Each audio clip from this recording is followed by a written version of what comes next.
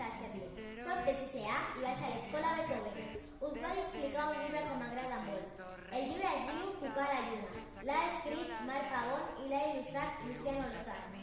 El llibre tracta sobre una nena que es diu Carlina i que viu en un orfenat. Des de petita perseguia un somni que era tocar la lluna.